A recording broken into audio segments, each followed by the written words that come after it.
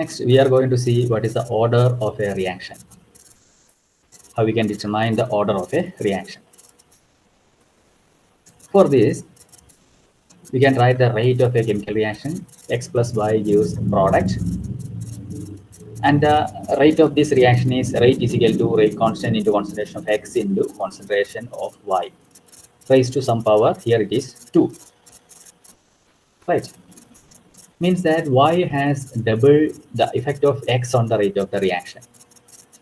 And that is the order of the reaction, order of Y, order of the reactant with respect to Y.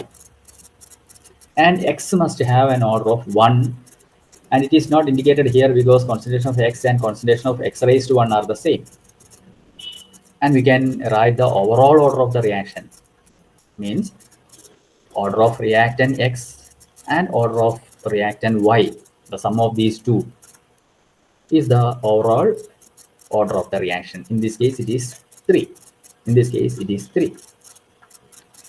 So we can say the orders M and N, or the values M and N in the rate equation, indicate how sensitive the rate is to the change in concentration of the reactants X and Y. ഇതിലുള്ള M N എന്ന് എഴുതിയിരിക്കുന്ന exponents, ഇത് നേരത്തെ നമ്മൾ പറഞ്ഞിട്ടുണ്ടായിരുന്നു, it may or may not be same as the stoichiometric coefficients. ആകാം, ആകാതിരിക്കാം. ഇത് എന്തിനെയാണ് ഇൻഡിക്കേറ്റ് ചെയ്യുന്നത്? ഇത് ഇൻഡിക്കേറ്റ് ചെയ്യുന്നത് how sensitive the rate to the change in concentration of the reactants. റിയാക്ടൻസിൻ്റെ കോൺസെൻട്രേഷൻ ഈ റേറ്റ് ഇക്വേഷനിൽ എത്രമാത്രം ഇഫക്റ്റീവ് ആവുന്നുണ്ട്, how sensitive the rate with the concentration of the reactants. അതാണ് നമ്മൾ ഈ എഴുതിയിരിക്കുന്ന എക്സ്പൊണൻസിൻ്റെ പ്രത്യേകത എന്ന് പറയുന്നത്. അതായത് എം എൻ എന്ന് പറയുന്നത് ആക്ച്വലി അത് ഈ റിയാക്ടൻസിൻ്റെ കോൺസെൻട്രേഷനും റേറ്റും എങ്ങനെ ബന്ധപ്പെട്ടിരിക്കുന്നു എന്ന് പറയാൻ വേണ്ടി ഉപയോഗിക്കുന്ന ഒരു ടേമാണ്. ഇവയെ നമ്മൾ സാധാരണ ഓർഡർ എന്നാണ് പറയുക. Order where M is the order of the reactant X and N is the order of the reactant Y.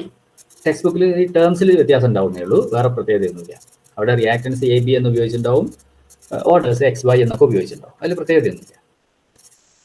Okay, അപ്പോൾ M is the order of the reactant X, N is the order of the reactant Y, and what is the overall order of the reaction? The overall order of the reaction is the sum of these two, that is M plus N. M plus N. So this M plus N gives the overall order of the reaction. Overall order of the reaction. So M is the order with respect to X, N is the order with respect to Y. അത്രേ ഇവിടെ നമ്മളിതിൽ ഉദ്ദേശിച്ചുള്ളൂ. അപ്പോൾ sum of the powers of the concentrations of the reactants in the rate law, sum of the powers of the reactants in the rate law, that is the order of that chemical reaction. അപ്പോൾ എന്താണ് ഒരു chemical റിയാക്ഷൻ്റെ order എന്ന് ചോദിച്ചാൽ, അതിൻ്റെ rate law എഴുതുകയും ആ chemical റിയാക്ഷൻ്റെ rate law എഴുതുകയും ആ റേറ്റ് ലോയിൽ ഓരോ റിയാക്ടൻറ്റിൻ്റെയും ഓർഡറുകൾ എത്രയാണോ അവ കൂട്ടിയാൽ കിട്ടുന്ന സംഖ്യയെയാണ് നമ്മൾ എന്ത് പറയുന്നത്, overall order of the reaction എന്ന് പറയുന്നത്, അല്ലെങ്കിൽ order of the chemical reaction എന്ന് സിംപ്ലി നമ്മൾ പറയുന്നത്. ഓർഡർ ഓഫ് ദ റിയാക്ടൻറ്റ് എന്ന് പറഞ്ഞാൽ ആ റേറ്റ് ലോയിൽ റിയാക്ടൻറ്റിൻ്റെ പവറായിട്ട് എത്രയാണോ എഴുതിയിരിക്കുന്നത് അതാണ് ആ റിയാക്ടൻറ്റിൻ്റെ ഓർഡർ. അങ്ങനെ ആ ഇക്വേഷനിൽ എത്ര ഓർഡറുകളുണ്ടോ അതെല്ലാം കൂട്ടിയാൽ കിട്ടുന്നതാണ് ഓവറോൾ ഓർഡർ അല്ലെങ്കിൽ order of that chemical reaction. Okay, അപ്പോൾ ഇതിൻ്റെ ഡെഫിനിഷൻ നമ്മൾ മറക്കരുത്. It is the sum of powers of the concentrations of the reactants in the rate law. In the rate law അത് മറക്കരുത്, ഇൻ ദ റേറ്റ് ലോ. അല്ലെങ്കിൽ നമ്മൾ അത് stoichiometric chemical equation ആണ് തെറ്റിദ്ധരിക്കും. അത് ഒഴിവാക്കാനാണ് ഇൻ ദ റേറ്റ് ലോ എന്ന് നമ്മൾ പറയുന്നത്. ഓക്കെ, അപ്പോൾ നമ്മളിവിടെ എഴുതിയത് നമ്മൾ ശ്രദ്ധിച്ചു. Rate is equal to rate constant into concentration of the reactant X raise to M concentration of the reactant Y raise to N, and M plus N is the overall order of the reaction. M is the order of X and N is the order of Y. ഇത്രയാണ് നമ്മൾ പറഞ്ഞത്. ഈ ഓർഡറിൻ്റെ ഒരു പ്രത്യേകത എന്താണെന്ന് വെച്ചിട്ടുണ്ടെങ്കിൽ, ഈ ഓർഡർ എന്ന് പറയുന്നത് 0 ആവാം, 1, 2, 3 പോലത്തെ വാല്യൂസ് എല്ലാം ആവാം. ഹോൾ നമ്പേഴ്സ് ആവാം, 0 ആവാം, ഹോൾ നമ്പേഴ്സ് ആവാം. മനസ്സിലായല്ലോ? അത് മാത്രമല്ല, ഇത് ഫ്രാക്ഷണൽ ആവാം, ഫ്രാക്ഷണൽ വാല്യൂസും ആവാം. അപ്പോൾ ശ്രദ്ധിക്കുക, order can be 0, order can be a whole number, and order can be a fractional value. എന്തൊക്കെയായാലും ഓർഡർ എന്ന് പറയുന്നത് it is an experimental quantity. അതൊരു എക്സ്പെരിമെൻ്റൽ ക്വാണ്ടിറ്റിയാണ്. അത് മറക്കരുത്. കാരണം ഈ റേറ്റിലോ എഴുതണമെങ്കിൽ അത് എക്സ്പെരിമെന്റലി ഇതിന്റെ ഓർഡർ എത്രയാണെന്ന് നമ്മൾ കണ്ടുപിടിച്ചാലേ എഴുതാൻ പറ്റുള്ളൂ. So it is an experimental quantity. മനസ്സിലായല്ലോ? കോൺസെൻട്രേഷനൊക്കെ നമുക്ക് എങ്ങനെയും പറയാം, പക്ഷേ ഓർഡർ എന്ന് പറയുന്നത് ദാറ്റ് ഈസ് പ്യൂർലി എക്സ്പെരിമെന്റൽ. അപ്പോൾ 3 കാര്യങ്ങൾ നമ്മൾ അവിടെ ശ്രദ്ധിക്കണം. ഒന്ന്, it is an experimental quantity, അതിന് 0 വാല്യൂ ആവാം, പിന്നെ അതിന് ഫ്രാക്ഷണൽ വാല്യൂവും ആവാം. ഇത്രയും കാര്യങ്ങൾ നമ്മൾ ശ്രദ്ധിക്കുക. സീറോ ഓർഡർ എന്ന് പറഞ്ഞാൽ എന്താണ് സീറോ ഓർഡർ എന്ന് പറഞ്ഞാൽ? Zero order reaction means that the rate of a reaction is independent of the concentration of reactance. ആ റിയാക്ഷന്റെ സീറോ ഓർഡർ, അതിന്റെ ഓർഡർ 0 ആണെന്ന് പറഞ്ഞാൽ അതിന്റെ അർത്ഥം ആ റിയാക്ടൻസിന്റെ കോൺസെൻട്രേഷനുമായിട്ട് ആ റിയാക്ഷന്റെ റേറ്റിന് യാതൊരു ബന്ധവുമില്ല എന്നുള്ളതാണ്. A zero order reaction means the rate of reaction is independent of the concentration of reactants. റിയാക്ടൻസിന്റെ കോൺസെൻട്രേഷനുമായിട്ട് ആ റിയാക്ഷന്റെ റേറ്റിന്, റിയാക്ഷൻ അല്ല, റിയാക്ഷന്റെ റേറ്റിന് എന്തില്ല, യാതൊരു റിലേഷനും ഇല്ല എന്ന് വേണമെങ്കിൽ പറയാം. കോൺസെൻട്രേഷൻ കൂടിയാലും കോൺസെൻട്രേഷൻ കുറഞ്ഞാലും അതിന്റെ റേറ്റ് ആൾട്ടർ ചെയ്യാൻ പോകുന്നില്ല. അതാണ് സീറോ ഓർഡർ എന്നുള്ളത്. ഇനിയിപ്പോൾ zero order of the reactant എന്നാണെങ്കിലോ, ചിലപ്പോൾ റിയാക്ടന്റിന്റെ സീറോ ഓർഡർ നമ്മൾ നേരത്തെ കണ്ടതാണ്. ഏത്, ഇഥൈൽ അസിറ്റേറ്റിന്റെ ഹൈഡ്രോളിസിസിൽ വാട്ടർ H2O എന്ന് പറയുന്നതിന്റെ ഓർഡർ 0 ആയിട്ടാണ് എഴുതിയത്. അപ്പോൾ റിയാക്ടന്റിന്റെയും കോൺസെൻട്രേഷൻ ഓർഡർ 0 ആവാം. അങ്ങനെ വന്നാൽ ആ റിയാക്ടന്റിന്റെ കോൺസെൻട്രേഷൻ ഇൻഡിപെൻഡന്റ് ആണ് എന്ന് മാത്രമേ നമുക്ക് പറയാൻ പറ്റുള്ളൂ. ആ റിയാക്ടന്റിന്റെ കോൺസെൻട്രേഷൻ റേറ്റിന് ഇൻഡിപെൻഡന്റ് ആണ്. മനസ്സിലായല്ലോ? ഇതാണ് നമ്മൾ ഓർഡറുമായി ബന്ധപ്പെടുത്തിയിട്ട് നമുക്ക് പറയാനുള്ള 2-3 കാര്യങ്ങൾ. റൈറ്റ്. ഇനി നമ്മൾ റിയാക്ഷൻസിലേക്ക് പോയി കഴിഞ്ഞാൽ ഒരു ബാലൻസ്ഡ് കെമിക്കൽ ഇക്വേഷൻ നമുക്ക് എപ്പോഴും ആ റിയാക്ഷൻ എങ്ങനെയാണ് തരുന്നത് എന്നുള്ള ഒരു കംപ്ലീറ്റ് പിക്ചർ തരുന്നില്ല. ഒരു റിയാക്ഷൻ നമ്മൾ എഴുതുന്നു, ചില റിയാക്ഷൻസ് കംപ്ലീറ്റ് പിക്ചർ തരും. ഉദാഹരണത്തിന് NaOH + HCl, NaCl + H2O, അതൊരു കംപ്ലീറ്റ് ഇക്വേഷനാണ്. അത് നമുക്ക് തരുന്നുണ്ട്. NaOH HCl-ഉമായിട്ട് റിയാക്ട് ചെയ്ത് കഴിഞ്ഞാൽ നമുക്ക് കിട്ടുന്നത് NaCl H2O ആണെന്ന് വളരെ കൃത്യമായിട്ട് പറഞ്ഞു തരും. പക്ഷേ ചില റിയാക്ഷൻസ് അങ്ങനെ നടത്തില്ല. ഇത് നമ്മളിപ്പോൾ പറഞ്ഞ NaOH + HCl gives NaCl + H2O എന്നുള്ളത് ഒരു സിംഗിൾ സ്റ്റെപ്പ് റിയാക്ഷനാണ്, 1 സ്റ്റെപ്പ് റിയാക്ഷനാണ്. ഒറ്റ സ്റ്റെപ്പിലാണ് ആ റിയാക്ഷൻ നടക്കുക. The reaction taking place in 1 step, and it is called elementary reactions.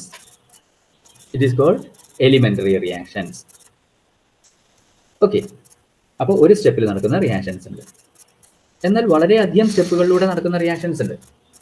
ഒന്നിലധികം സ്റ്റെപ്പുകളിലൂടെ നടക്കുന്ന റിയാക്ഷൻസ് ഉണ്ട്. പിന്നെ sequence of these elementary reaction. അപ്പോൾ അതിലുള്ള ഓരോ റിയാക്ഷനും ഓരോ elementary റിയാക്ഷനാണ്. Each of these steps are elementary in nature. Actually that involve a number of steps. അപ്പോൾ ശരിക്കും ആ റിയാക്ഷൻ്റെ ഓവറോൾ റിയാക്ഷൻ എന്ന് പറയുന്നത്, നെറ്റ് റിയാക്ഷൻ എന്ന് പറയുന്നത് ഈ ഓരോ സ്റ്റെപ്പുകളും കൂട്ടിയാൽ കിട്ടുന്നതാണ്. ഓരോ സ്റ്റെപ്പും എന്താണ്? എലിമെന്ററി സ്റ്റെപ്സ് ആണ്. So when a sequence of elementary reactions are there, sequence of elementary reaction, അതിനൊരു ക്രമമുണ്ട്. ഒന്ന് കഴിഞ്ഞാൽ അടുത്തത് കഴിഞ്ഞാൽ അടുത്തത്, അങ്ങനെ there is a sequence. And that sequence is called mechanism. അങ്ങനത്തെ ആ ക്രമത്തെയാണ് നമ്മൾ മെക്കാനിസം ഓഫ് ദ റിയാക്ഷൻ എന്ന് പറയാം. It is known as mechanism of the reaction. That gives us the product. അപ്പോൾ അങ്ങനെയാണ് നമുക്ക് ആ പ്രോഡക്റ്റ് ലഭിക്കുന്നത്. അത്തരം റിയാക്ഷൻസ് സാധാരണ നമ്മൾ കോംപ്ലക്സ് റിയാക്ഷൻസ് ആയിട്ടാണ് പറയുക. They are known as complex reactions. മനസ്സിലായില്ലേ? അപ്പോൾ 2 തരം റിയാക്ഷൻ സാധാരണ ഒറ്റ സ്റ്റെപ്പിൽ, സിംഗിൾ സ്റ്റെപ്പിൽ നടക്കുന്നത് നമ്മൾ സാധാരണ 1 സ്റ്റെപ്പ് റിയാക്ഷൻസിന് എലിമെന്ററി റിയാക്ഷൻസ് എന്നും, ഒന്നിലധികം സ്റ്റെപ്പുകൾ ഉണ്ടെങ്കിൽ അവയെ നമ്മൾ കോംപ്ലക്സ് റിയാക്ഷൻസ് എന്നുമാണ് പറയുക. ഈ സ്റ്റെപ്പുകളുടെ ക്രമമാണ് യഥാർത്ഥത്തിൽ ആ റിയാക്ഷന്റെ എന്ത് പറയുന്നത്? മെക്കാനിസം എന്ന് പറയുന്നത്.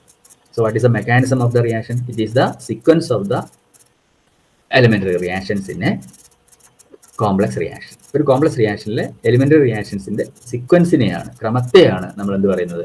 അതിന്റെ മെക്കാനിസം എന്ന് പറയുന്നത്. മനസ്സിലാവുമല്ലോ? അപ്പോൾ ഇത്തരം കാര്യങ്ങളാണ് നമ്മൾ ഇനി അടുത്തതിൽ കാണാൻ പോകുന്നത്.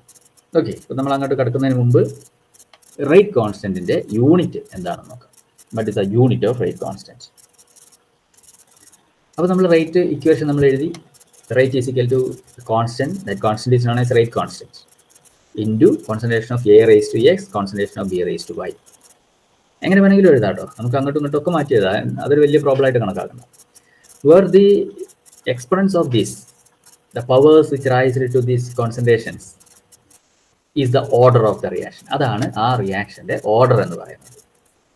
ആ റിയാക്ഷൻ്റെ ഓർഡർ എന്ന് പറയുന്നത്. മനസ്സിലായല്ലോ? അപ്പം ഇനി അത് വെച്ചിട്ട് നമുക്ക് എന്ത് കാണാം? റേറ്റ് കോൺസ്റ്റന്റിന്റെ യൂണിറ്റ് കാണാം. Rate is equal to rate constant into concentration of the reactants എന്നാണ് എങ്കിൽ rate constant is equal to rate by concentration എന്ന് വരുമല്ലോ, റേറ്റ് ബൈ കോൺസെൻട്രേഷൻ അല്ലേ? അങ്ങനെ വന്നാൽ റേറ്റിന്റെ യൂണിറ്റും കോൺസെൻട്രേഷന്റെ യൂണിറ്റും എല്ലാം നമുക്ക് അതിലും ചേർത്താൽ മതി. റേറ്റിന്റെ യൂണിറ്റ് എന്താ? റേറ്റിന്റെ യൂണിറ്റ് എന്ന് പറഞ്ഞു കഴിഞ്ഞാൽ change in concentration by change in time എന്ന് നമ്മൾ നേരത്തെ പറഞ്ഞിട്ടുണ്ടായിരുന്നു. Change in concentration unit is concentration, change in time unit is time.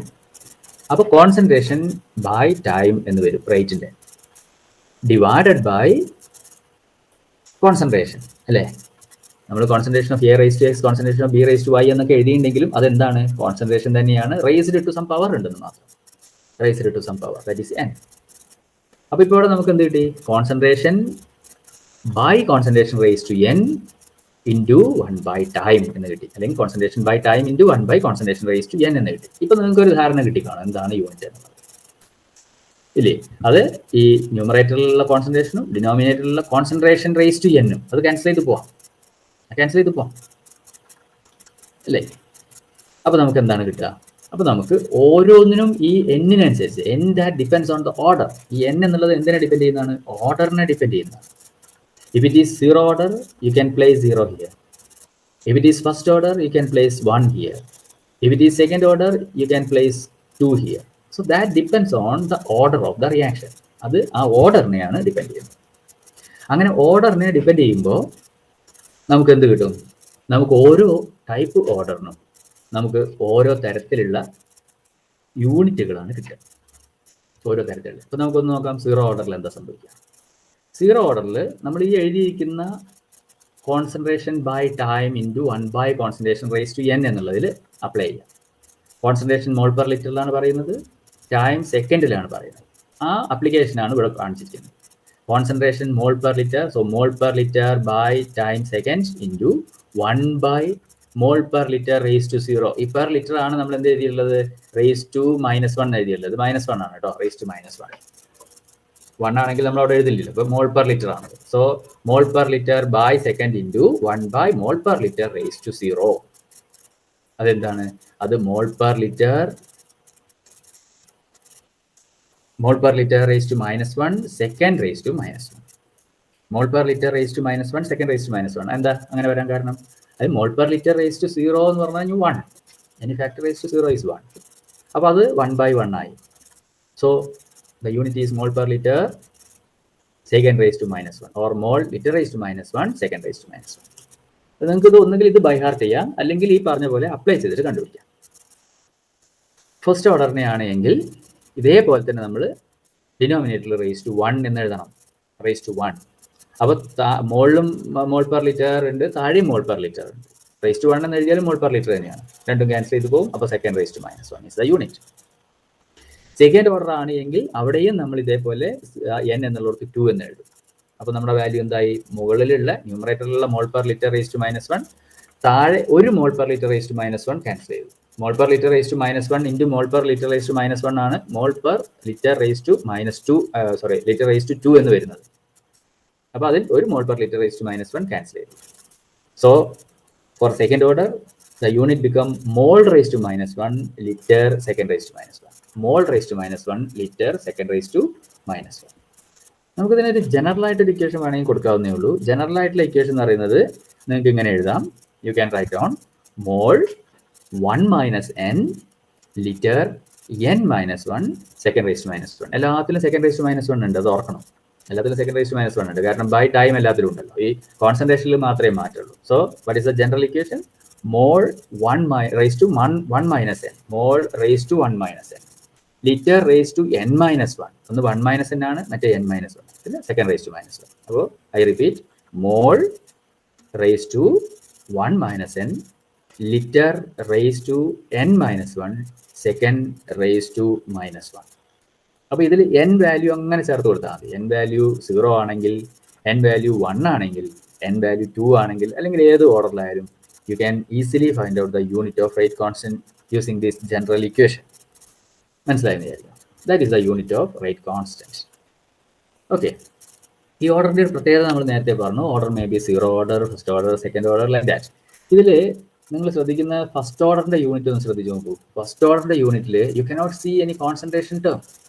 First ഓർഡറിന്റെ യൂണിറ്റ് എന്ന് പറഞ്ഞാൽ സെക്കൻഡ് റേസ് ടു -1 മാത്രമാണ്, ഇവിടെ ഈക്വൽ ടു ഉണ്ട്. സെക്കൻഡ് റേസ് ടു -1 മാത്രമാണ്. There is no unit of concentration. അതിൽ കോൺസെൻട്രേഷന്റെ യൂണിറ്റ് ഇല്ല, മനസ്സിലായല്ലോ. ബാക്കിയുള്ളതിലൊക്കെ കോൺസെൻട്രേഷന്റെ യൂണിറ്റുകളുണ്ട്. So it is independent of the concentration. It depends only on the time. ടൈമിന് മാത്രമേ അവിടെ പ്രാധാന്യം വരുന്നുള്ളൂ. അപ്പോൾ അത് നമ്മൾ ഡിസ്കസ് ചെയ്യും. അപ്പം പറഞ്ഞു വരുന്നത് the order can be determined experimentally and usually that is there is a method known as initial rate method. Initial rate method. Okay, initial rate method. അപ്പോൾ അത് നമ്മൾ കാണും. ആ മെത്തേഡ് അത് ഉപയോഗിച്ചിട്ട് നമ്മൾ first order, second order, third order റിയാക്ഷൻസിന്റെ, zero order റിയാക്ഷൻസിന്റെ ഓർഡർ എങ്ങനെയാണെന്നുള്ളത് നമ്മൾ കാണും. ഇനി നമ്മൾ കാണാൻ പോകുന്നത് മോളിക്കുലാരിറ്റി ഓഫ് എ റിയാക്ഷൻ. എന്താണ് ഒരു റിയാക്ഷന്റെ മോളിക്കുലാരിറ്റി എന്നത്? നേരത്തെ നമ്മൾ പറയുണ്ടായി elementary reactions are there, complex reactions are there. ഏത് തരം റിയാക്ഷൻസ് ആയാലും ഒരു റിയാക്ഷൻ നടക്കണമെങ്കിൽ അതിലുള്ള reacting species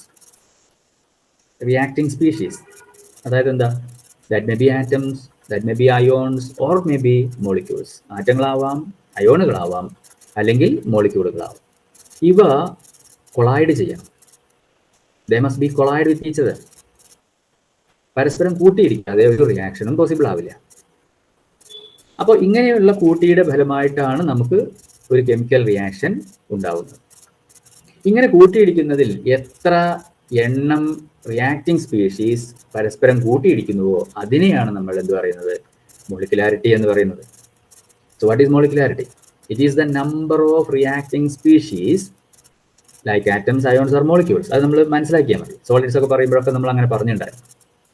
So the reacting species take part in an elementary reaction. ഒരു എലിമെന്ററി റിയാക്ഷനിൽ പങ്കെടുക്കുന്ന റിയാക്ടിങ് സ്പീഷീസ്, അവയുടെ എണ്ണം എങ്ങനത്തെ എണ്ണം? Which must collide simultaneously. ഒരേ സമയം കൂട്ടിയിടിക്കുന്ന ഈ റിയാക്ടിങ് സ്പീഷീസിന്റെ എണ്ണം. In order to bring about a chemical reaction. വെറുതെ കൂട്ടിയിടിച്ചാൽ പോരാ, ആ കൂട്ടിയിടിയുടെ ഫലമായി നമുക്കൊരു കെമിക്കൽ റിയാക്ഷൻ ഉണ്ടാവുകയും വേണം. So it is a number of collisions that leads to a chemical reaction in an elementary process. ഒരു എലിമെന്ററി പ്രോസസ്സിൽ, ഒരു എലിമെന്ററി റിയാക്ഷനിൽ കൂട്ടിയിടിക്കുന്നതിന്റെ ഫലമായി റിയാക്ഷൻ തരുന്ന ആ കൂട്ടിയിടുകളുടെ എണ്ണമാണ്, അല്ലെങ്കിൽ അതിൽ പങ്കെടുക്കുന്ന സ്പീഷീസിന്റെ എണ്ണമാണ് നമ്മൾ എന്ത് പറയുന്നത്, മോളിക്കുലാരിറ്റി എന്ന് പറയുന്നത്. So it is a number of reacting species take part in an elementary reaction that must collide simultaneously to bring about a chemical reaction. That is known as molecularity. അതിനെയാണ് നമ്മൾ മോളിക്കുലാരിറ്റി എന്ന് പറയുന്നത്. ഈ molecularity എന്ന് പറയുന്നത് പല തരത്തിലുള്ള molecularity ഉണ്ട്. മോളിക്കുലാരിറ്റി 1 ആവാം, മോളിക്കുലാരിറ്റി 2, മോളിക്കുലാരിറ്റി 3, ഇങ്ങനെ മോളിക്കുലാരിറ്റികൾ പല തരത്തിൽ നമ്മൾ പറയാറുണ്ട്. മോളിക്കുലാരിറ്റി ഒരിക്കലും 0 ആവില്ല.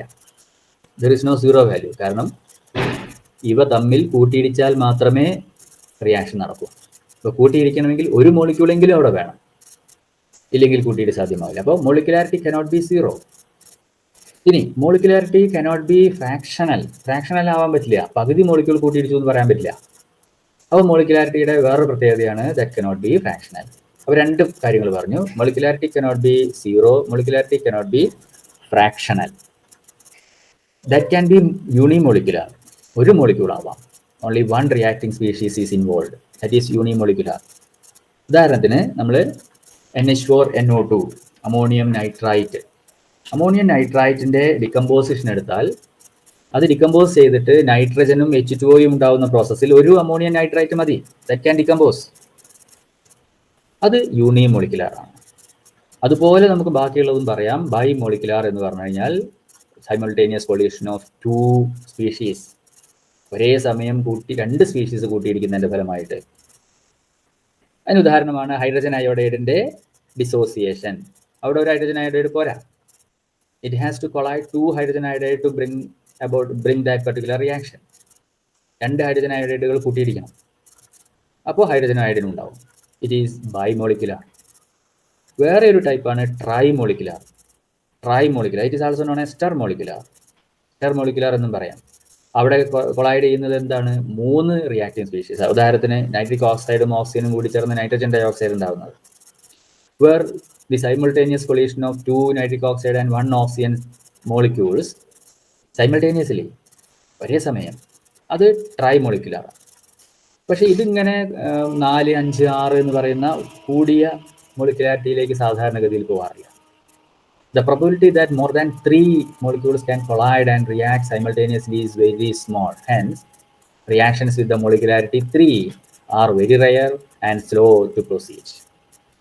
മൂന്നിലധികം സാധാരണഗതിയിൽ നമ്മൾ മെൻഷൻ ചെയ്യാറില്ല. കാരണം മൂന്നിലധികം മോളിക്യൂളുകൾ ഒരേ സമയം കൂട്ടിയിടിക്കുകയും കെമിക്കൽ റിയാക്ഷൻ തരികയും ചെയ്യുക എന്നുള്ളത് വളരെ റയറായിട്ട് നടക്കുന്ന ഒരു പ്രോസസ്സാണ്.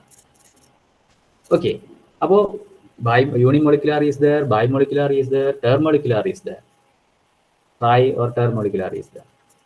Okay, ഇവിടെ ഒരു റിയാക്ഷൻ തന്നിട്ടുണ്ട്.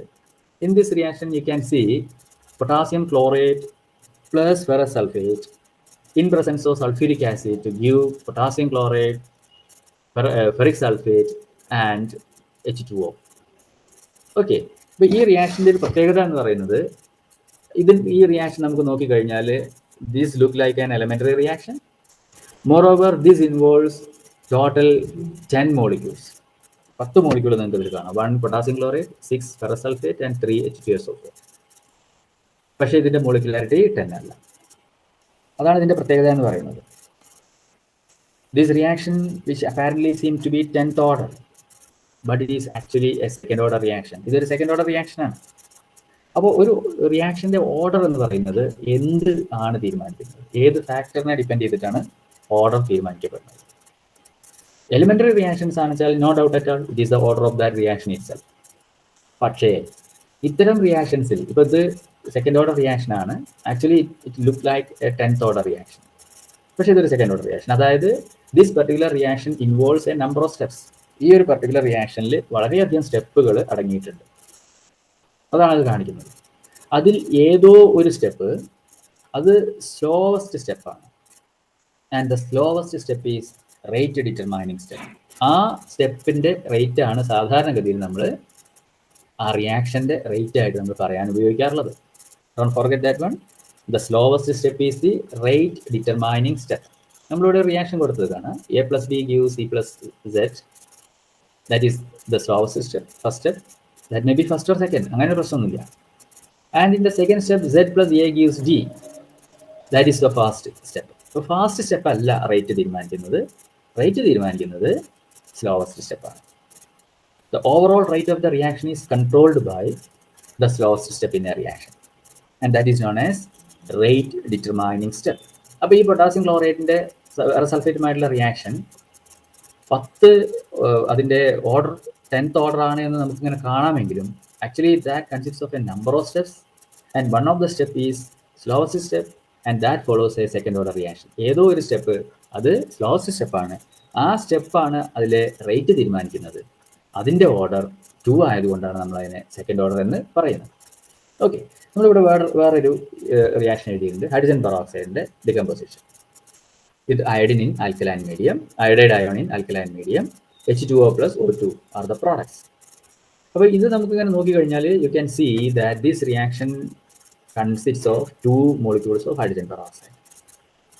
ഇല്ലേ, 2 molecule ഹൈഡ്രജൻ പെറോക്സൈഡ് ഉണ്ട്.